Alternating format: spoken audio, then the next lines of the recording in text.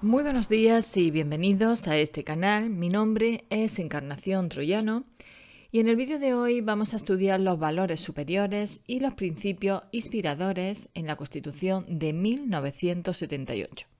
Los valores superiores y los principios inspiradores de la Constitución española se encuentran regulados en el título preliminar de la Constitución, que recoge los artículos 1 al 9. Debemos tener en cuenta que no significa lo mismo valor que principio. Los principios son considerados fuentes del derecho y son los que conocemos como principios generales del derecho. Sin embargo, los valores no se consideran como tal, sino que su función es interpretar tanto la Constitución española como las demás leyes de nuestro ordenamiento jurídico. Así pues, el artículo 1.1 de la Constitución española establece que España se constituye en un Estado social y democrático de derecho que propugna como valores superiores de su ordenamiento jurídico la libertad, la justicia, la igualdad y el pluralismo político. En cuanto a los principios básicos que recoge la Constitución española son los siguientes. El Estado social y democrático de derecho, regulado en el artículo 1.1 de la Constitución, que establece que España se constituye en un Estado social y democrático de derecho que propugna como valores superiores de su ordenamiento jurídico la libertad, la justicia, la igualdad y el pluralismo político. La soberanía popular, que se regula en el artículo 1.2 de la Constitución española, que establece que la soberanía nacional reside en el pueblo español, del que emanan los poderes del Estado. La monarquía parlamentaria, regulada en el artículo 1.3 de la Constitución, que establece que la forma política del Estado español es la monarquía parlamentaria.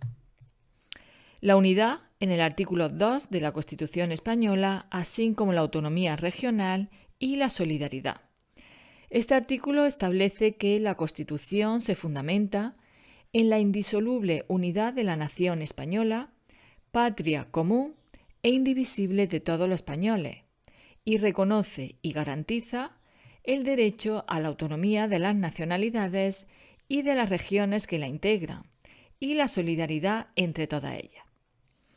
El pluralismo lingüístico, que se regula en el artículo 3 de la Constitución y que establece que el castellano es la lengua española oficial del Estado y que todos los españoles tienen el deber de conocerla y el derecho a usarla. Las demás lenguas españolas serán también oficiales en las respectivas comunidades autónomas de acuerdo con su estatuto. Y la riqueza de las distintas modalidades lingüísticas de España es un patrimonio cultural que será objeto de especial respeto y protección. Como podéis comprobar, el pluralismo político, además de ser considerado un valor superior, también debemos considerarlo como un principio informador. Además, también se consideran como principios básicos de la Constitución española los recogidos en el artículo 9.3. El primero de ellos es el principio de legalidad y seguridad jurídica, que quiere decir que todas las actuaciones de las administraciones públicas tienen que estar sujetas a lo que establece la ley. El principio de jerarquía normativa, regulado también en este artículo 9.3, que se refiere que ninguna norma de rango inferior puede contradecir o suprimir otra norma de rango superior. El principio de publicidad de las normas, que se refiere a que para que se pueda exigir que una norma se cumpla, es necesario que dicha norma se publique en los boletines oficiales correspondientes para que los ciudadanos puedan conocerla. El principio de irretroactividad de las disposiciones sancionadoras no favorables o restrictivas de derechos individuales.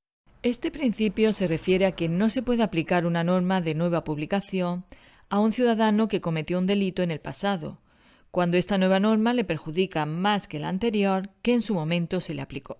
El principio de responsabilidad hace referencia a que la Administración responderá por los daños y perjuicios causados por su funcionamiento normal o anormal. Y por último, tenemos el principio de interdicción de la arbitrariedad de los poderes públicos, que prohíbe que la Administración actúe con arbitrariedad en sus acciones o decisiones, ya que la Administración solo puede actuar de acuerdo a la ley.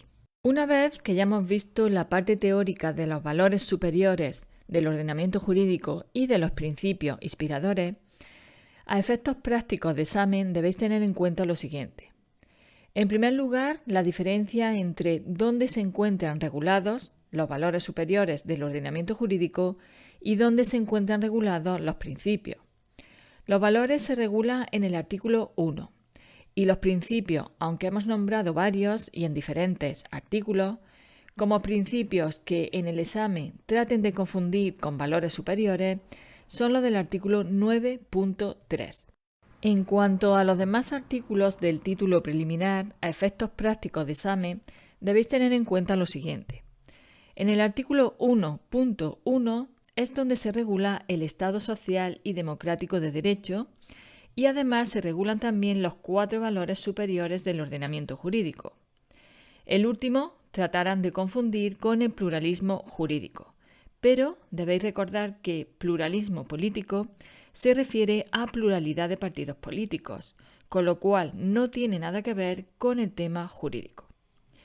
La soberanía nacional, donde reside, es en el pueblo español y no en el rey. Esto lo tenéis en el artículo 1.2. La forma del Estado español es la monarquía parlamentaria, que significa que en España tenemos un rey, pero también tenemos un parlamento. Tratarán de confundiros con otro tipo de monarquía. En el artículo 3 debéis tener en cuenta que cuando en dicho artículo se refiere al castellano, lo hace como deber y derecho. El deber es de conocer el castellano, sin embargo, el derecho es de usarlo. Es decir, que todos los españoles debemos conocer la lengua del castellano, pero luego cada español tiene derecho a usarla o no. Pero, además, debéis tener en cuenta que todas aquellas lenguas que no sea el castellano, como por ejemplo el catalán, el valenciano, etc., son oficiales en sus respectivas comunidades autónomas. El artículo 4 se refiere a la bandera de España, y aunque todos sabemos cómo es nuestra bandera, os puedo asegurar que en un examen con demasiados nervios, con poco tiempo para responder y con un gran cansancio acumulado, a veces la respuesta es errónea. Por lo tanto, tenéis que tener claro que la bandera española es roja, amarilla y roja, y que es la franja amarilla la que es de doble anchura que cada una de las rojas. El punto 2 del artículo 4 es otra pregunta repetitiva en exámenes. Por lo tanto, hay que tener muy en cuenta que la bandera y enseñas propias de las comunidades autónomas se pueden utilizar en actos oficiales y edificios públicos, pero junto a la bandera de España. El artículo 5 se refiere a la capital del Estado y, como podéis comprobar, la Constitución española se refiere a ella como Villa de Madrid y no como Madrid. El artículo 6 se refiere a los partidos políticos y el artículo 7 a los sindicatos. En ambos artículos, a efectos de examen, tenéis que tener claro dos cuestiones, porque os van a tratar de confundir. Por un lado, distinguimos entre la creación y el ejercicio de actividad de un partido político o de un sindicato. Y por otro lado, hay que distinguir entre estructura interna y funcionamiento del partido político o del sindicato. Pues bien, en el primer caso son libres y en el segundo son democráticos. Es decir, que la creación y el ejercicio son libres y la estructura interna y el funcionamiento son democráticos.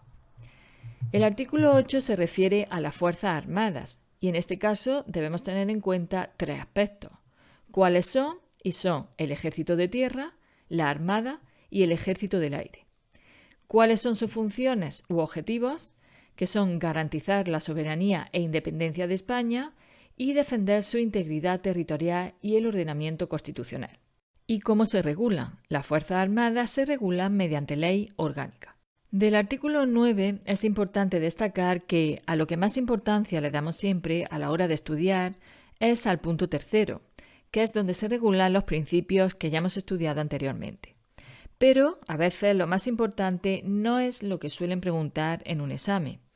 Y repasando exámenes de convocatoria oficiales he podido observar que el punto 1 y el punto 2 de este artículo 9 suelen ser preguntas de examen. Por lo tanto, debemos tener en cuenta que el artículo 9.1 establece que los ciudadanos y los poderes públicos están sujetos a la Constitución y al resto del ordenamiento jurídico. Y el artículo 9.2 establece que corresponde a los poderes públicos promover las condiciones para que la libertad y la igualdad del individuo y de los grupos en que se integra sean reales y efectivas. Remover los obstáculos que impidan o dificulten su plenitud, así como facilitar la participación de todos los ciudadanos en la vida política, económica, cultural y social. Hasta aquí el vídeo de hoy. Si te ha gustado este vídeo, dale al me gusta y así podré continuar subiendo vídeos a este canal. Gracias, como siempre, por acompañarme, por estar ahí al otro lado de la cámara y os espero en el próximo vídeo.